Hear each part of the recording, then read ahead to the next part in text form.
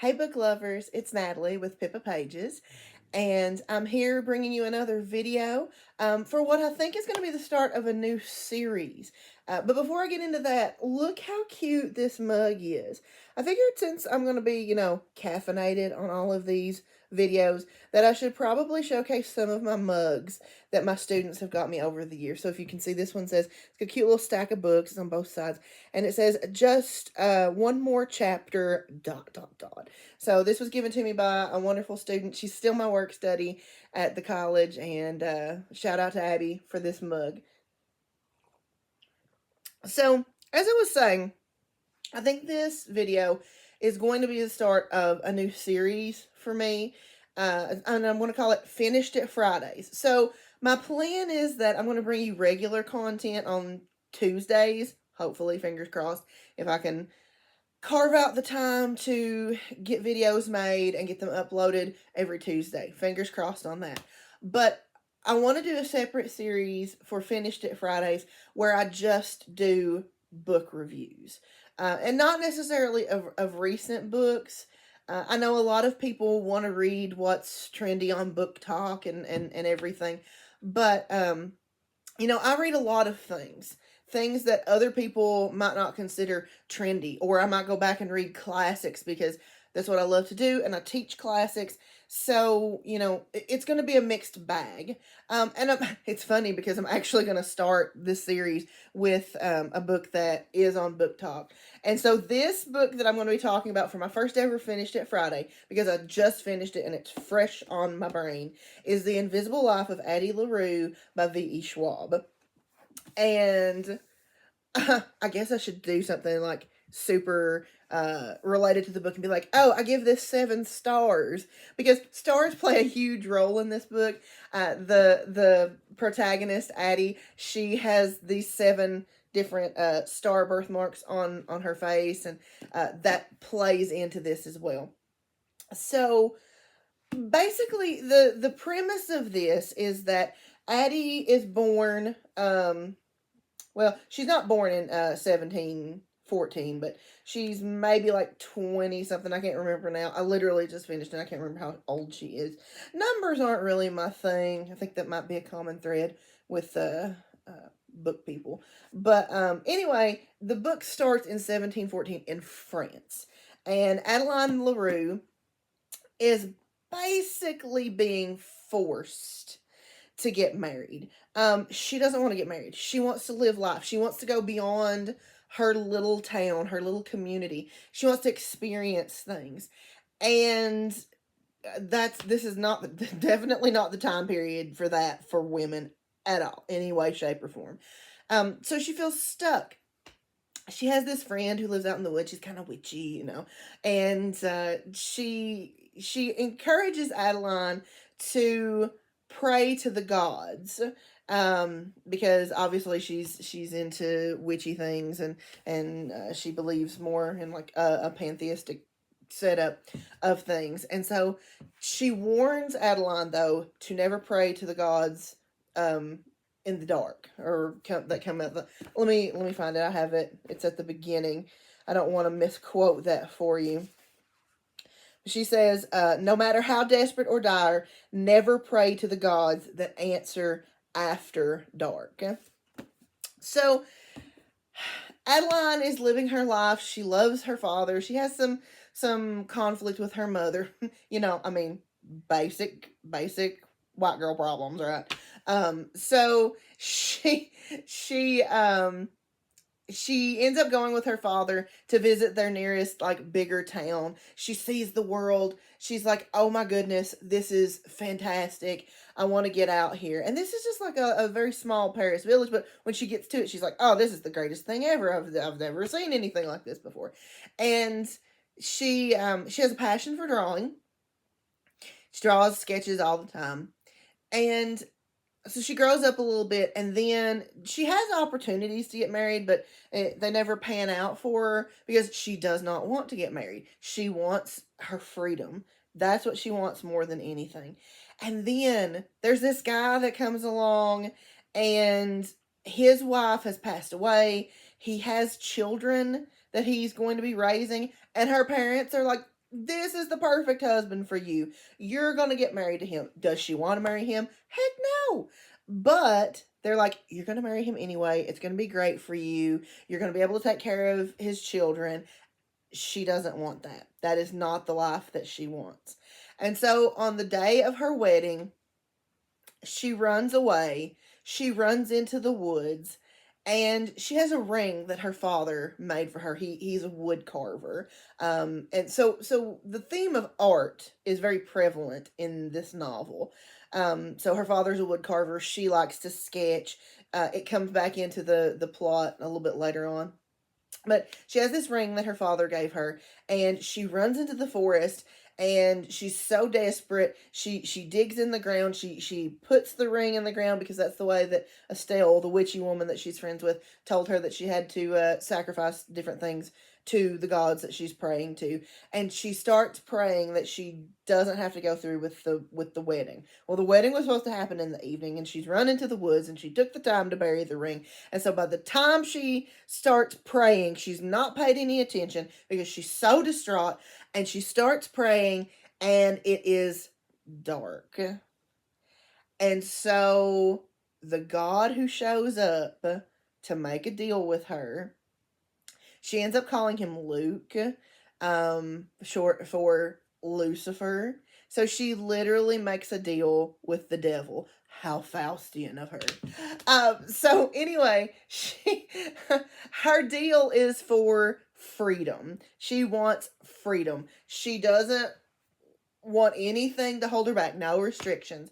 And so, anytime you make a deal with the devil in these kinds of stories, there's going to be strings attached. She doesn't realize this. She's young.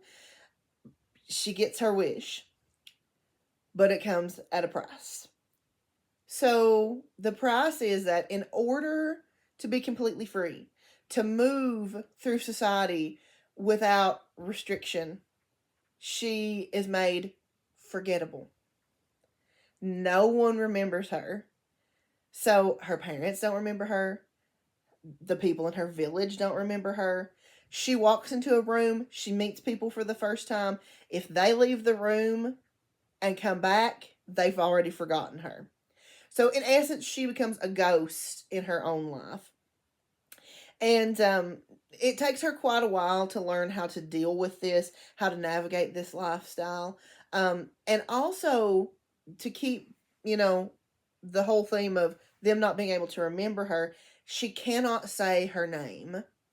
She cannot write. She can't make any kind of mark that is going to be lasting. So she is no longer able to draw or anything. My cat is trying to interrupt the video, so hopefully that won't happen. But anyway, so she can't leave any kind of mark on society. And then it goes into just being like, it's like parallel storylines. So you have a present day storyline, and then she's also remembering things that have happened in her past. At the point the main conflict of the story is happening, she's been alive for 300 years, because also as part of her deal, she wanted to be able to live until she got tired of it. So until she voluntarily gives up her soul, she's good to go, So she lives through some big historical moments, goes through how she gets out of France. She sees all these different things. She lives a very wide life until she ends up in New York City. She walks into a bookstore in New York City. There's a guy in there named Henry. He's running the bookstore. There's also a really cute cat named Book, which I thought was very cute. So, she walks in this bookstore expecting everybody to forget her like normal. She takes a copy of I think it's I actually think it's like the Odyssey that's in Greek. She takes the book. She walks out of the bookstore expecting everybody to forget her as soon as the door closes. The door closes behind her. Henry comes out. He remembers her because he knows she took the book. Normally, she just shoplifts things. She goes out the door. Nobody remembers what's going on, But he comes out and he said, "Hey, I saw you take that book." And she turns around and she's like, "Excuse me?" And he's like, "Just go ahead and take it, okay?" So she thinks, well, maybe the door didn't close all the way. Maybe he came out right behind me, and I just thought I heard the door close. So she takes her book, goes on her way, reads through it, comes back the next day. She's going to trade the book for another book, and so she takes it to him, and she's like, "Yeah, I want to trade this book for this other one." And he's like, "I remember you. You took that book, so you can't trade it for another one." And she's gobsmacked by this because someone has actually remembered her. Well, spoiler alert. Fast forward. Henry himself has made a deal with the devil because he got tired of nobody nobody seeming to appreciate what he brought to the table. People didn't really see him. His parents thought he was a failure. He didn't do well in school. He was in a relationship and the girl broke up with him, and all of his friends knew that she was going to break up with him before it even happened. So his deal with the devil is that he wants to be loved by everyone. And I mean, when you think about it, we all want to be loved. We all want to be accepted. So it's a very natural thing that he wishes for, but it gets twisted and perverted in this deal, as so often they are, and whenever we are dealing with like this Faustian trope of selling your soul to the devil. And so what happens is people don't really see him from this point on. They see him as whatever they need most or whatever they want most. So women see them as the perfect man for them. Like whatever they want in a man, that's Henry. But it's not really him. His parents see him as like a perfect, successful son, just for working in the bookstore. But when he knows that those aren't really their values, and he knows that they originally were like way prouder of their son that was a doctor versus Henry. And so he himself is invisible, but in a different sort of way, because then nobody can remember Addie, but at least they see her for who she is when she is with them, and then they forget her. But with Henry, they don't know him at all from the beginning because they only see what they want to see. And so Henry thinks that the reason he and Addie end up getting into a relationship. I mean, you probably saw that coming from a mile away. But Henry thinks that that he can remember Addie simply because that's what she wants the most, and that's part of his curse. But he also notices that there's not a veil over her eyes. He describes when people look at him after the deal has been done, that they get like a mist over their eyes when they're looking at him. And he's like, that's not how it is with her. So there's a loophole here. And there's also backstory that we don't know. So I'm not going to go into like every single detail, but she starts telling Henry her story, and he starts writing the story down. Um, and Addie has a thing for artists. Like, she's been in multiple relationships. Most of them she has to, remind them who she is every day. But she has inspired countless artists throughout her 300 years of life. And this goes back to the whole theme of she is an artist herself. However, she can't make any marks on anything. She can't write. She can't draw anymore. Anything that's going to be permanently lasting, she can't create. But she finds a loophole, and that is if she inspires artists, they create works, and then she can go back and look at them, and it's like she has a little piece of herself being remembered in these artworks. And so she's inspired paintings, she's inspired songs, and with Henry, she ends up inspiring a book. And so she tells him her life story, he writes it down. And then she eventually finds out that he has also made a deal with the devil. Now, a little backstory there. There's a little bit of a love triangle with Addie and Henry and Luke, who is, Lucifer, the devil in this story.